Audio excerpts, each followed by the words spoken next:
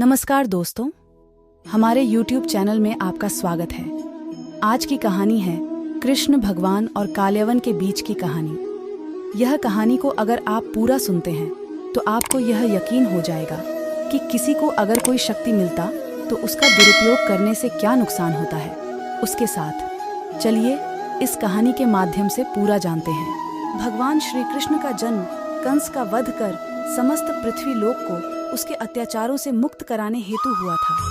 किशोरावस्था में ही वह गोकुल से मथुरा आ गए तथा दुष्ट कंस का वध किया। कंस की मृत्यु से दुखी उसके श्वशुर जरासंध ने एक विशाल सेना लेकर मथुरा पर आक्रमण कर दिया।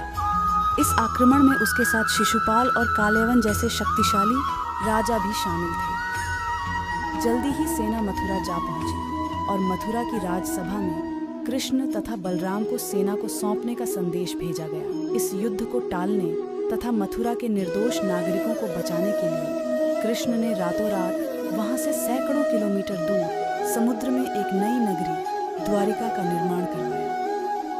अपनी माया से उन्होंने समस्त नागरिकों, उनके पशुओं तथा संपत्ति को नींद में ही नई नगरी में पहुंचा दिया।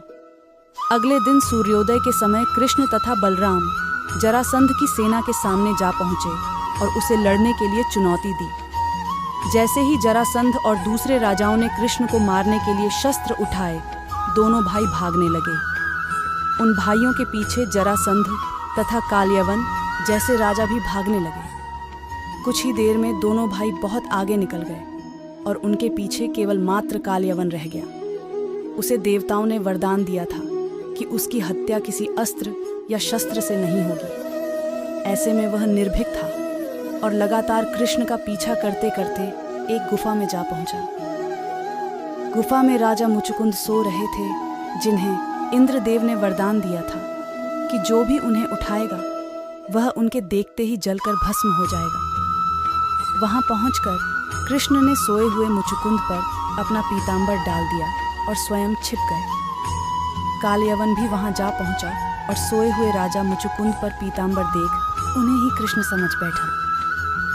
उसने मुचुकुंद को उठाने के लिए लात मारी, जिसके कारण उनकी निद्रा खुल गई और उनके देखते ही कालयवन वहीं पर जलकर भस्म हो गया।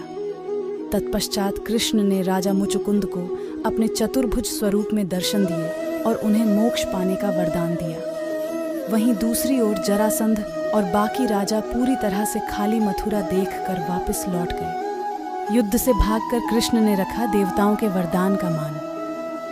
कृष्ण चाहते तो स्वयं भी कालयवन और अन्य अधर्मी राजाओं का वध कर सकते थे, परंतु देवताओं के दिए वरदान का मान रखने के लिए ही उन्होंने कालयवन को राजा मुचुकुंद के हाथों मरवाया। इसी तरह बाद में जरासंध का वध पांडुपुत्र भीम के हाथों करवाकर भूदरा का भार कम किया। इस तरह कृष्ण ने दिया दुनिया को उदाहरण। इस कहानी के बाद कृष्ण के नाम के साथ हमेशा के लिए रणछोड़ जोड़ दिया। कृष्ण की इस कहानी से सीख मिलती है कि अनावश्यक ताकत का प्रदर्शन नहीं कर बुद्धिबल से काम लेना चाहिए। इस तरह हम अपनी शक्ति को खर्च होने से रोक सकते हैं और बड़े से बड़े संकट का भी सामना कर सकते हैं। यह कहानी आपको कैसी लगी? अगर यह कहानी आपको अच्छी लगी तो प्लीज़ चैनल को सब्सक्राइब ज़रूर करें, लाइक, कमेंट, शेयर दोस्तों के साथ। Thank you for watching this video.